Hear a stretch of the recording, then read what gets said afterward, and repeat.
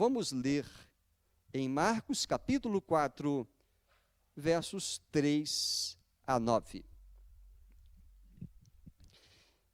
Evangelho de Marcos capítulo 4, versos 3 a 9.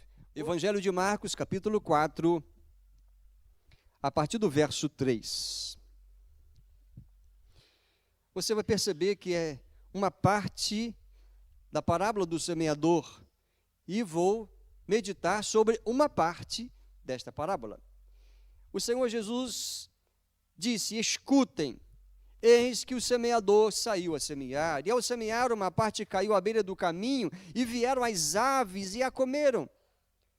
Outra parte caiu em solo rochoso, onde a terra era pouca, e logo nasceu, visto não ser profunda a terra. Saindo, porém, o sol a queimou, e porque não tinha raiz, secou-se.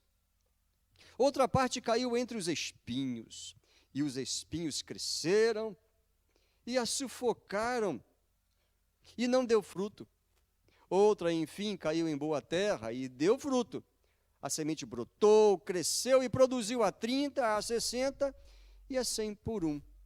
E acrescentou Jesus: quem tem ouvidos para ouvir, ouça. Aí no verso 14, o Senhor Jesus vai explicar a parábola. Mas no verso 13, quando eles pediram para Jesus explicar, Jesus diz: se vocês não entendem esta parábola, como compreenderão todas as outras? Aí Jesus pacientemente explicou. E ele disse: o semeador semeia a palavra. Estes são os da beira do caminho, onde a palavra é semeada. Quando a ouvem, logo Satanás vem e tira a palavra semeada neles. E estes são os semeados em solo rochoso, os quais, ouvindo a palavra, logo a recebem com alegria, mas eles não têm raiz em si mesmos, sendo de pouca duração. Quando chega a angústia ou a perseguição por causa da palavra, logo se escandalizam. Os outros, os semeados entre os espinhos, são os que ouvem a palavra, mas as preocupações deste mundo, a fascinação da riqueza e outras ambições aparecem e sufocam a palavra, e ela fica infrutífera. Os que foram semeados em boa terra são aqueles que ouvem a palavra e a recebem, frutificando a 30, a 60 e a 100 por um. Graças a Deus pela sua palavra, que você a receba e que Deus nos ilumine. Amém? Então assente-se e vamos meditar nesse texto. Eu não sei se foi o ano passado, esse ano, que eu preguei a série de mensagens e preguei sobre esta parábola. Esta é a parábola do semeador, talvez a mais conhecida de todas as parábolas de Jesus. E ela é como uma chave para se entender todas as outras parábolas, tanto é que no verso 13 Jesus disse: se vocês não entendem esta, como compreenderão as outras? Em resumo, por que essa parábola é importante e ela é uma chave para as outras? Porque Jesus, estando entre nós, trouxe ensinamentos acerca do reino, acerca da vontade de Deus, trouxe ensinamentos da parte dos céus, para aprendermos a viver aqui conforme a vontade de Deus. Ele trouxe ensinamentos sobre ética, sobre as nossas relações, sobre a natureza, mas também que diz respeito, principalmente à nossa relação com Deus. Falou sobre verdades espirituais e morais, falou sobre pecado, falou sobre uma série de coisas, para que as pessoas entendessem melhor essa mensagem dos céus, de Deus a nós. Ele ilustrou, contando histórias simples, comuns, do dia a dia, mas que traziam ali ilustração de ensinamentos espirituais importantes, para nós guardarmos no coração e vivermos. Esta parábola e as demais que o Senhor Jesus contou, no sentido mais amplo da palavra, cada parábola Jesus tinha uma ênfase, mas normalmente ele falava sobre o reino de Deus, ou o reino dos céus, por meio de ilustrações. Há uma série de parábolas sobre o reino, a maior parte delas. E o significado desta e de outras parábolas é esse ensino verdadeiro de Jesus. A mensagem do reino de Deus merece resposta de fé. O significado espiritual da missão de Jesus é dar entrada a todos no reino de Deus, com oferecimento do perdão de pecados. Há uma nova vida e uma segurança para aqueles que recebem a palavra de Jesus, recebem o próprio Jesus no coração, entram para o reino de Deus. Vida nova e segurança há para aqueles que ouvem a Jesus. Interessante que Jesus contou essa parábola, tendo passado um pouquinho antes por uma sinagoga. Era sábado, Jesus fez um milagre, mencionei isso outro dia. Estou acelerado por causa da hora aí, né? Nós vamos cumprir tudo direitinho. Jesus fez um milagre numa sinagoga. As pessoas viram. Foi inegável que foi algo sobrenatural, divino, poderoso. Mas aqueles que normalmente se reuniam ali, ensinavam, tinham a proeminência de dirigir aquele momento, ou seja, os fariseus e os sacerdotes, ao acabar aquele momento, Jesus seguiu o seu caminho, o homem curado da sua mão ressequida seguiu o seu caminho, mas aqueles ficaram ali tramando como tirar a vida de Jesus. Ou seja, eles ouviram Jesus e viram Jesus fazer um sinal, mas não receberam. Aí Jesus foi para onde? Foi para a praia, para a região do mar. E ali uma multidão foi ouvi-lo. Fecharam uma porta para Jesus, mas não tem porta que Jesus não possa abrir. E muitos corações foram abertos, ouvindo Jesus, se não no ambiente religioso, normal, tradicional, no mar. O púlpito de Jesus foi um barquinho, e ali Jesus contou histórias. E como muita gente ouve, mas não quer, ele contou uma parábola. Tem gente que o coração é duro.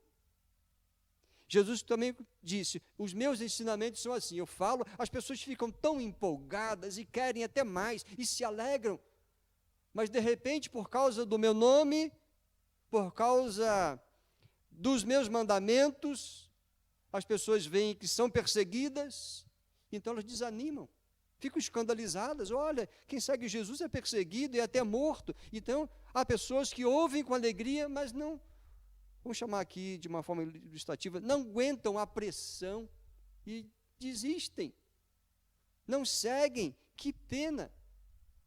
Mas eu quero me deter aqui hoje sobre o terceiro grupo que Jesus falou, são aqueles que ouvem, recebem, mas aí vêm os espinhos e sufocam a palavra. Os corações, você vai perceber daqui a pouco comigo, a ênfase no verso 18 e 19, as pessoas não deixam que a palavra frutifique, porque os seus corações ficam muito ocupados. Corações ocupados, o tema dessa mensagem hoje, os corações ocupados demais para Jesus. Essa parábola revela, então, que pessoas não respondem adequadamente à mensagem de Jesus, à mensagem do Evangelho, o que é uma pena. Os da sinagoga fecharam a porta.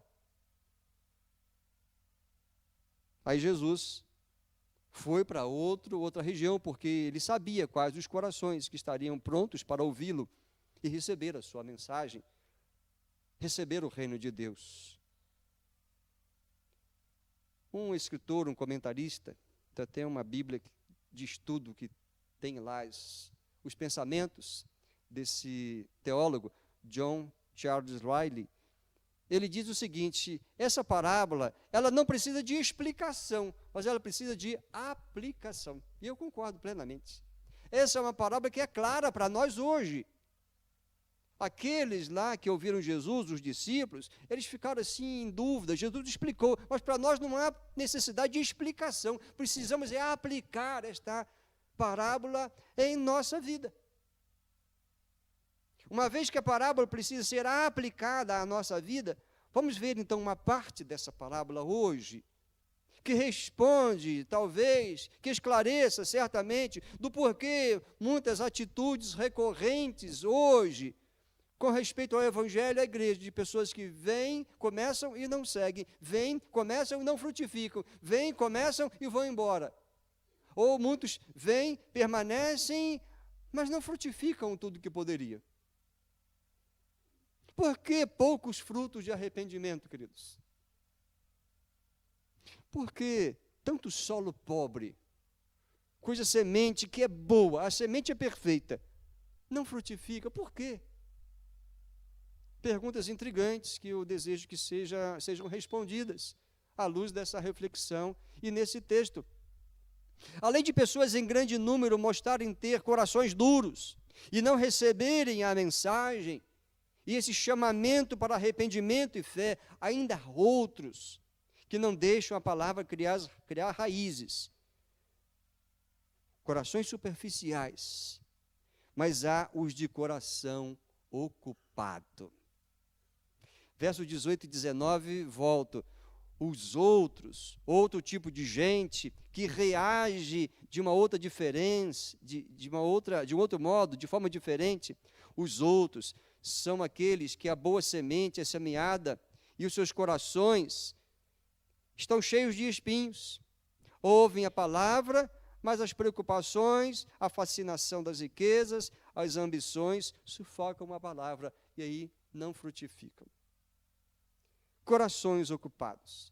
Eu estive lendo comentários também do pastor Hernandes, um expositor bíblico muito conhecido, presbiteriano, vocês devem conhecê-lo muito bem. E ele alista algumas características dos corações ocupados, e eu concordo plenamente com ele, vou citar algumas. Quais são algumas características desses corações tão ocupados para Jesus, tão ocupados para Jesus, não por Jesus? Mas é como se houvesse desculpa. Não, Jesus, ainda não. Não, eu estou muito ocupado, Senhor Jesus. Não, eu não estou conseguindo frutificar, porque eu não estou tendo tempo para frutificar o Evangelho na minha vida. É triste, mas é uma realidade. E como isso é um problema sério, inclusive em nossos dias, não só nos tempos de Jesus, é que eu quero apresentar aqui um pouco sobre esses corações ocupados dos nossos dias, que são respostas do porquê pouco fruto de arrependimento, porque pouca produtividade. O coração ocupado demais para Jesus é aquele coração de uma pessoa que ouve, mas dá atenção a outras coisas. Até ouve, mas dá mais atenção, mais ouvido a outras coisas que não o Evangelho, que não a Jesus, que não os sermões de Jesus, o exemplo de Jesus, os mandamentos de Jesus. No verso 7, fala da semente. A mesma semente em todos os solos. É a mesma semente que o semeador semeou. E no versículo 7, diz que essa semente, o Evangelho, caiu num solo cheio de espinhos. Eu lembro quando eu era menino, a gente tinha que passar por um atalho para encurtar a caminhada, descendo do nosso bairro onde morávamos, e íamos para as ruas onde passavam os ônibus. E tinha um atalho lá que tinha chamada unha de gato. E aquilo, se a gente distraía, passava ali um pouco com pressa, rasgava até a roupa, cortava a pele da gente. Era horrível. Aquele trecho ali, onde a gente via, só tinha unha de gato. De gato. Nada crescia naquele trechinho ali, porque era uma planta que sufocava as outras, além de machucar a gente, né? Era horrível. Quando Jesus contou essa parábola, ele estava falando de coisas que aquelas pessoas conheciam plenamente. Viviam muito da agricultura. E ao preparar a terra para lançar a semente, essas ervas daninhas e essas plantas espinhosas, elas podiam até ser cortadas por cima e ficar fora da vista, mas a raiz estava lá. A 30, 40 centímetros do chão, não eram vistas.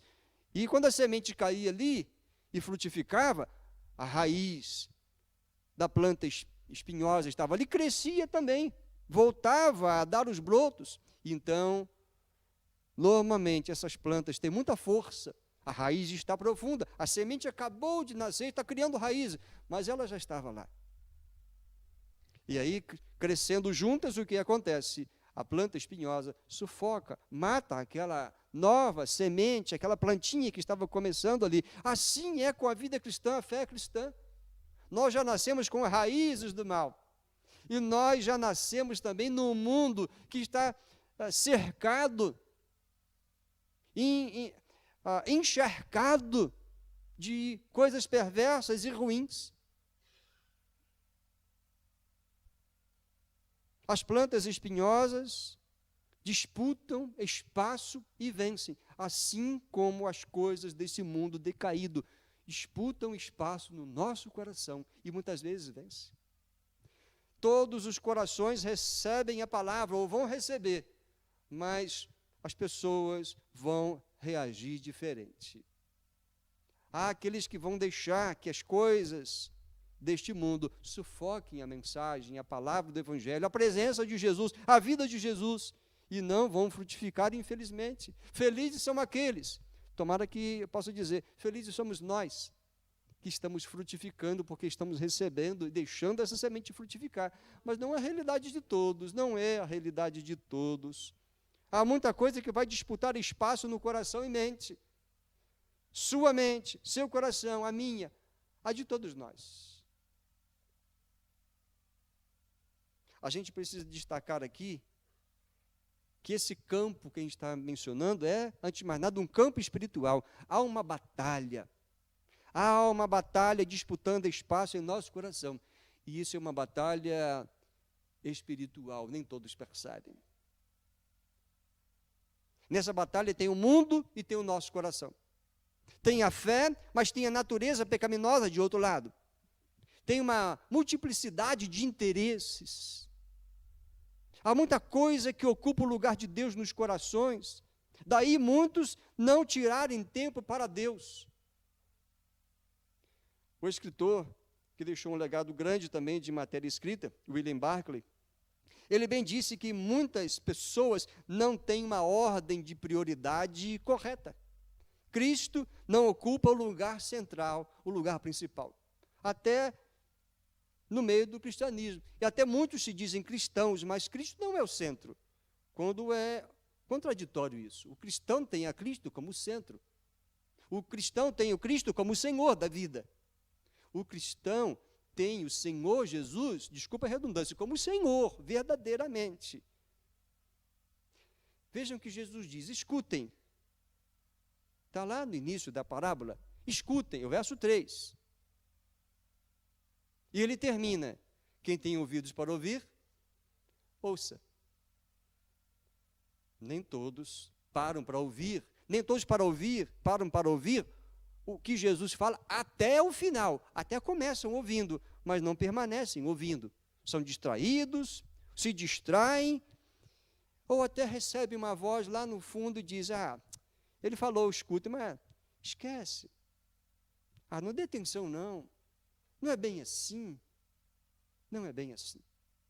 Então o problema de um coração ocupado é que ele até ouve, mas dá atenção a outras coisas, a outras vozes, ou, como vamos ver ainda, a outros desejos no profundo do coração, que não é a voz do Espírito. O problema do coração ocupado, faço um segundo destaque, o coração ocupado pelas preocupações acaba não ouvindo a voz de Jesus. É o que diz o verso 19 ali, ó. Mas as preocupações deste mundo. As preocupações desse mundo sufocam a voz de Jesus. Matam a semente do Evangelho, sufocam a semente, o Evangelho, a voz de Jesus, as preocupações. O versículo ainda fala de 3 coisas, fala de mais 2 coisas. A primeira que fala aqui são as preocupações. Em outra versão fala dos cuidados do mundo. As pessoas ficam tão preocupadas com esse mundo, ou tão ocupadas com as coisas desta vida, da vida social, profissional, familiar, emocional, e acabam não parando, não ouvindo Jesus, não colocando em prática os ensinamentos que ele colocou, que devem ser prioridade. São os cuidados do mundo. As glórias do mundo fascinam. Nesse mundo as pessoas ficam muitas vezes preocupadas em serem conhecidas e vistas. Agora nós temos um tal do celular e das redes sociais. Essa coisa, todo mundo quer brilhar um pouquinho, né? desculpa que falo todo mundo genericamente, talvez você diga, eu não, pastor, não tem nem nada disso. Eu não tenho nem um Orkut, né? O Orkut já morreu há muito tempo, né? Eu não tenho Facebook já, nem Instagram, TikTok, eu não tenho nada disso. Queridos, você pode até não ter isso, mas muitas pessoas têm. As glórias do mundo fascinam muitas pessoas. Pessoas querem viver cercadas de pessoas para elogiar, para falarem bem, para comentar. As glórias do mundo têm roubado o lugar de Jesus nos corações. As promessas da graça de Deus não são tomadas como reais e satisfatórias. Não basta o que Jesus prometeu, tem que ter outra coisa. Tem que ter um nome, tem que ter uma fama, tem que ter uma realização, tem que ter alguma coisa a mais, tem que ter uma conquista. Estava almoçando hoje, eu e Nidineia, deixamos lá a TV ligada, largamos lá, mas de repente me chamou a atenção. Aquele programa conhecido, num canal aberto, estava lá mostrando a casa de um famoso. Eu falei, quem é essa pessoa? Ao final fui descobrir, fiquei curioso. Estava num momento de relaxamento ali, depois do almoço. Quem era aquele famoso? Para mim, um desconhecido. Mas que casa, que mansão, cheio de obra de arte. Os tênis, os mais exóticos tênis. Falei, isso deve ser de um jovem, é um homem, pelo que eu vi ali. Uma casa com um salão de jogos, piscina, e uma decoração assim. Bom, é de um jovem famoso. E era realmente famoso, eu não conhecia. E fiquei pensando, por que esse jovem tão novo tem essas coisas? São as glórias do mundo. Era um influencer conhecido no mundo aí das mídias. É um dentre muitos que tinha um relacionamento já rompido, um relacionamento com outro rapaz. Eram dois rapazes, todos dois, então, pelo que foi dito, conhecidos. São as glórias do mundo, fascinam. As pessoas querem a fascinação de serem conhecidos, as glórias, mas e as promessas da graça de Deus? E a promessa de Deus de um novo coração? E a promessa de Deus de ser livre de toda a culpa, de todo medo? E a promessa de Deus de vencer a morte em Cristo Jesus e de receber o céu e estar com Ele eternamente? Essas promessas não têm valor? O coração ocupado, ele não ouve a voz de Jesus porque é aí atraído por uma série de preocupações e fascinações, as glórias do mundo, os desejos incontrolados da carne, os desejos incontrolados, esses desejos não permitem que as necessidades espirituais sejam supridas. É a carne, é o hoje, é o prazer, é agora. Mas sabe o que João disse? 1 João capítulo 2, versos 15 a 17. Esse texto é conhecido, ou esses versículos são conhecidos. 1 João 2, versos 15 a 17. Aqui João está falando, não amem o mundo, nem as coisas que há no mundo. Como quem diz, cuidado com as glórias do mundo. Não fiquem apegados a isso. Se alguém amar o mundo, o amor do Pai não está nele. Porque tudo que há no mundo, os desejos da carne, os desejos dos olhos e a soberba da vida, não procede do Pai, mas procede do mundo. Ora, o mundo passa, bem como os seus desejos, eu poderia acrescentar interpretando, a glória terrena, tudo isso passa, mas aquele que faz a vontade de Deus permanece para sempre. Que palavra clara! E por que as pessoas estão com seus corações tão ocupados com essas coisas que não demonstram que Jesus é o Senhor? Que Jesus é suficiente? Em outras palavras, aqui João fala os desejos da natureza pecaminosa. Esses desejos têm ocupado o tempo e o coração de muitas pessoas. O que é agradável aos olhos, mas que acabam contaminando o coração. O que é agradável aos olhos tem engolido, sufocado os valores ensinados por Cristo. Muita coisa agradável aos olhos, mas que não podem nos escravizar e fazer viver só para conquistar aquilo que é agradável aos olhos, que a natureza humana decaída deseja, anseia. Os maus desejos, a cobiça, que é outra expressão similar ou sinônima que aparece no texto. A cobiça por ter o que os olhos veem tem cegado as pessoas de verem as belezas prometidas por Deus, que estão em sua palavra. E a vaidade das conquistas, acabam por roubar a humildade que Jesus ensina, e a pessoa fica tomada por soberba. Olha o que eu fiz, olha o que eu alcancei, olha a minha força, olha a minha inteligência.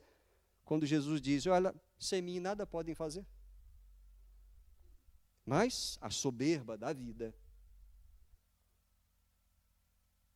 tem roubado o lugar de Jesus.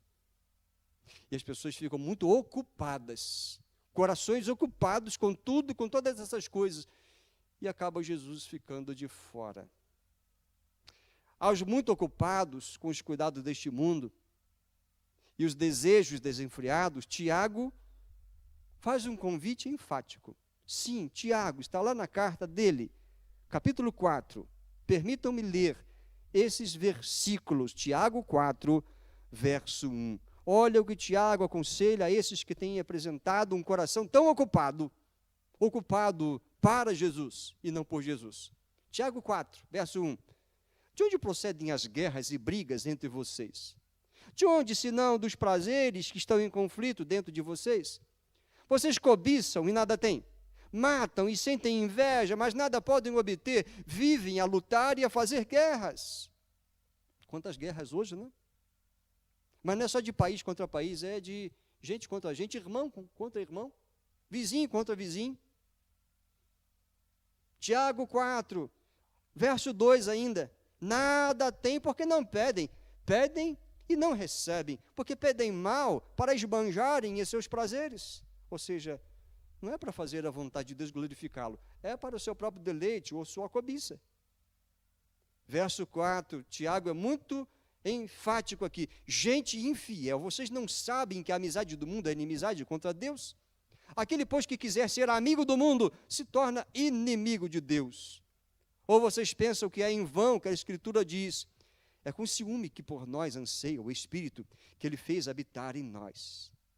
Mas Ele nos dá cada vez mais graça. Por isso diz, Deus resiste aos soberbos, mas dá graça aos humildes. Portanto, agora o conselho é bem prático. Sujeitem-se a Deus, mas resistam ao diabo e ele fugirá de vocês. Resistam, porque muitos desses desejos, essas cobiças que temos, foram implantados pelo diabo e não por Jesus, obviamente. Sujeitem-se a Deus, cheguem perto de Deus e Ele se chegará a vocês. Limpem as mãos, pecadores, e vocês que são indecisos, purifiquem o coração. Reconheçam a sua miséria, lamentem e chorem, que o riso de vocês se transforme em pranto e que a alegria de vocês se transforme em tristeza. Que essa alegria daquilo que vocês cobiçaram e conquistaram se transforma em choro, de arrependimento, porque se Jesus ficou fora desse plano, não valeu a pena. E ele termina dizendo, humilhem-se diante do Senhor, e Ele os exaltará. Muita gente com o coração ocupado demais. Eis aí um conselho prático para a gente pensar, viver e transmitir. Quem está disposto a responder a esse apelo? Desculpa a minha forma direta de falar. Estou falando genericamente, não é um recado para ninguém pessoalmente aqui. A palavra é, não seja um crente mundano. Porque Paulo falou em 1 Coríntios, ele fala muito disso. Não seja um crente mundano, que não tem lugar para Jesus. Não será lucro servir a dois senhores, ou seja, querer servir a Jesus e querer servir ao seu coração cobiçoso, ou até mesmo servir a este mundo. Tiago e João falaram claramente, isso é inimizade contra Deus. Cuidado com o coração ocupado demais. Mas eu quero fazer um outro destaque. O coração ocupado demais. É assim, tem esse problema, porque a fascinação da riqueza tem sufocado muitos corações, deixado de Jesus de fora. Fascinação com a riqueza. Não é um problema? Se vocês não concordam comigo, se alguém não concorda, olhem o que Jesus disse. Está lá na parábola do semeador, na explicação dele. Verso 19, Marcos 4, 19. As preocupações do mundo, já falei, a fascinação da riqueza e outras ambições sufocam a palavra. Olha ali, a fascinação da riqueza. Outras versões bíblicas falam a ilusão das riquezas, o engano das riquezas, a sedução da riqueza. A fascinação. Lembrando daquele vídeo que eu vi hoje, que é programa de TV, tudo do bom e do melhor. Uma pessoa falou, participando daquilo lá, quanto você acha que custa esse tênis? 12 mil. 12 mil um tênis. Assustador isso, né? Tem gente que leva 3, 6 meses para ganhar isso. E uma pessoa consegue, tudo bem, se trabalhou, é direito dele, mas eu fico impressionado. Por que as pessoas chegam a fazer isso? Porque a riqueza fascina. Olha só, eu posso comprar isso. Você não pode. Só falta a pessoa dizer isso diretamente, né? A fascinação da riqueza. A riqueza realmente fascina. Claro que a gente gostaria de ter essa liberdade. Posso ter um carrão, posso ter mais de uma casa na praia, uma em Itabira, comprar um apartamento lá em Guarapari. Claro que você pode, isso é lícito, se a gente faz isso com gosto, com honestidade, com a bênção de Deus, mas não podemos viver em função disso. O problema é aqui, é quando o coração fica tão fascinado com a riqueza, tudo aquilo que a riqueza pode proporcionar, que Jesus fica de fora. Eu conheço poucas, mas conheço poucas pessoas que têm muito dinheiro e são fiéis ao Senhor. Mas a maior parte das pessoas que eu sei que são muito ricas não confiam em Jesus para nada. É o perigo. Não tem nenhum problema em ser rico. Muitas pessoas são ricas na Bíblia. Abraão era rico. Jó era rico. Ló era rico. Nicodemos era rico. Mulheres ricas serviam a Jesus e o grupo dos apóstolos eram ricos. Pessoas ricas na Bíblia. Não há problema nisso. O problema é a fascinação da riqueza, que leva as pessoas a viverem em função de ganhar e ser rico, e Jesus não participar de nada, não receber nem a glória por coisa alguma. Há muitos que dão mais valor à terra do que o céu, aos bens terrenos do que às dádivas que vêm dos céus. As conquistas terrenas, e parecem desprezar a oferta da graça essa que Deus nos dá de receber o próprio céu e ter a companhia dele. O Deus Mamon tem sido o Deus aceito no lugar do Deus eterno. Você sabe que Deus Mamon é uma divindade daqueles antigos, é a divindade da riqueza. E muitos da época de Jesus, tanto antes até depois, buscavam, dependiam dessa divindade para abençoar os seus trabalhos, as suas colheitas, etc.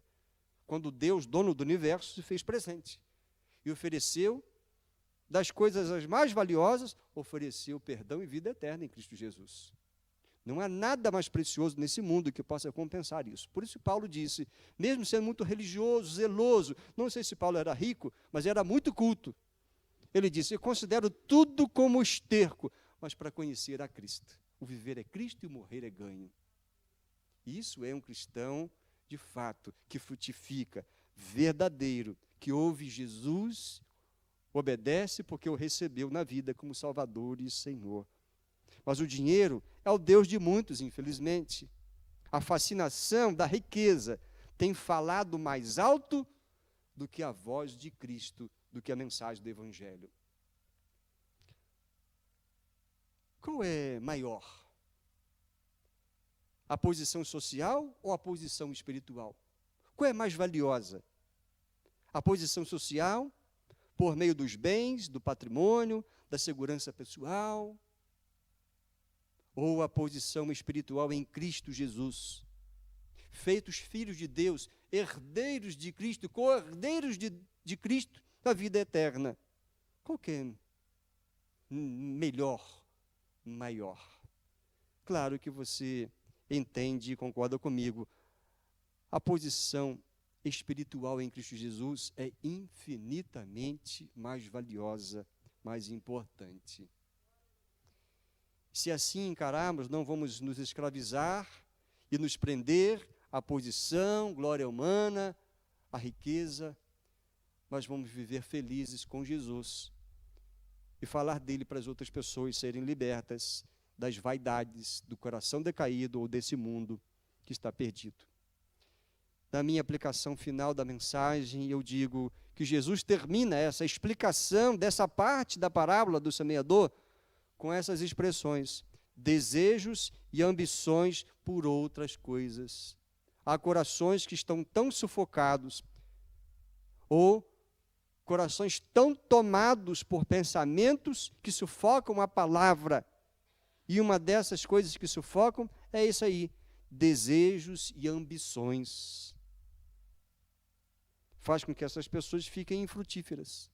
Interessante, comparando esse texto da parábola com como que Lucas escreve a parábola, ele diz: há muita gente que estão tão ocupadas e preocupadas com os deleites da vida, os prazeres da vida, que Jesus não é o centro, o Senhor. Deleites da vida e prazeres da vida. Por que muitos cristãos acabam por sendo escândalo, saem da comunidade da fé? Porque se dedicaram muito aos deleites da vida, aos prazeres da vida. Nós podemos ter deleites e prazeres? Sim. Deus nos fez dotado de sentidos maravilhosos, que nos dão muitos prazeres, mas eles precisam ser bem usados, dentro dos limites da decência, dentro dos limites que o Senhor estabeleceu.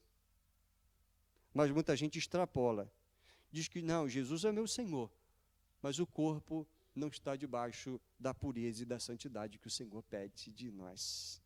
Há pessoas que se dizem cristãs, quando na realidade são hedonistas, buscam prazer e pronto. Eu sei que é pesado ouvir isso, mas é o Senhor Jesus que ensinou para aquela multidão na beira da praia. E isso expõe o problema ao longo da humanidade. O Evangelho tem pregado, Jesus deixou um maravilhoso estilo de vida, ensinamentos que nos fazem viver bem, poupar de dores e vergonhas nesse mundo, atrair a bênção de Deus. Mas, ainda assim, em todo esse tempo que o Evangelho tem pregado, muitos têm ouvido, não têm recebido, não estão dispostos a botar em prática isso tudo, estão duvidando, ou estão dizendo: não, agora não. Não, eu tenho o direito de ser feliz e ter prazer. Sim, mas olha, a alma não vai se sentir completa, inteiramente satisfeita e feliz sem Jesus, na rebeldia, na desobediência, na dureza, na incredulidade. Paulo diz, quando escreveu a segunda carta a Timóteo, ele fala que nos últimos tempos, nos últimos dias, dentre outras coisas, 2 Timóteo 3, o verso 4, na parte final, diz que as pessoas serão mais amigos dos prazeres do que amigos de Deus. Já estamos nos últimos dias há muito tempo, mas isso se agrava. O que eu digo de forma prática é: alimente sua alma primeiro. Fortaleça seu espírito relacionando-se com Cristo.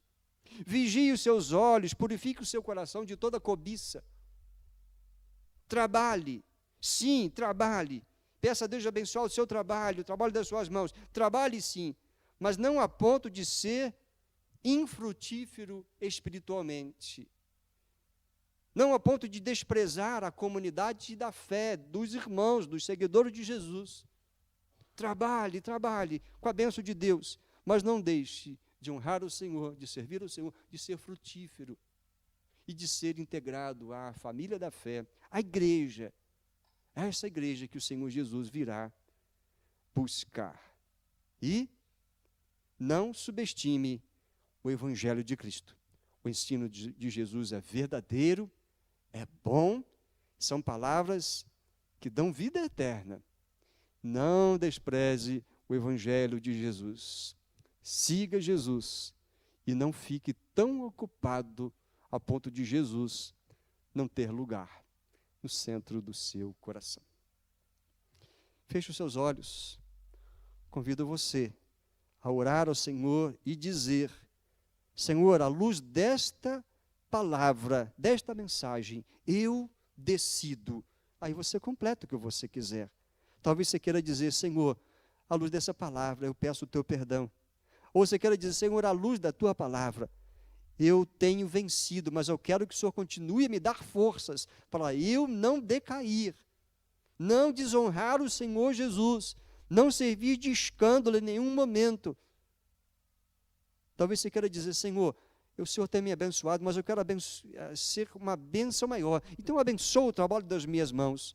Se o Senhor me fizer prosperar, eu quero servir mais ao Senhor e abençoar a obra missionária, abençoar a igreja, enfim, dê a sua resposta. Mas o que eu desejo é que Jesus esteja no centro do seu coração. Se você não pediu, peça agora e admita a sua total dependência dele. Senhor, nós agradecemos por esta noite, em que de uma forma serena nós estivemos aqui nesse culto, músicas de exaltação ao Senhor, que expressaram a nossa fé verdadeira em Ti, que exaltaram o nome de Jesus sobre as nossas vidas. Mas queremos reconhecer que é a Tua graça que nos tem trazido até esse momento presente. E pedimos perdão se temos sido falhos, omissos, distraídos, tão maravilhados com as coisas desta vida, tão ocupados, e temos errado em algum aspecto. Que o Senhor nos perdoe e que o Senhor nos ajude a perseverar neste estado de vida em que Jesus é a nossa delícia, o nosso prazer. É a pessoa mais importante, aquele com quem queremos nos relacionar acima de todas as coisas e todas as pessoas. Abençoe todos aqui que, ouvindo essa palavra, são desafiados a seguirem a vida cristã, frutificando e frutificando para a glória do Senhor. Oramos em nome de Jesus. Amém. A equipe de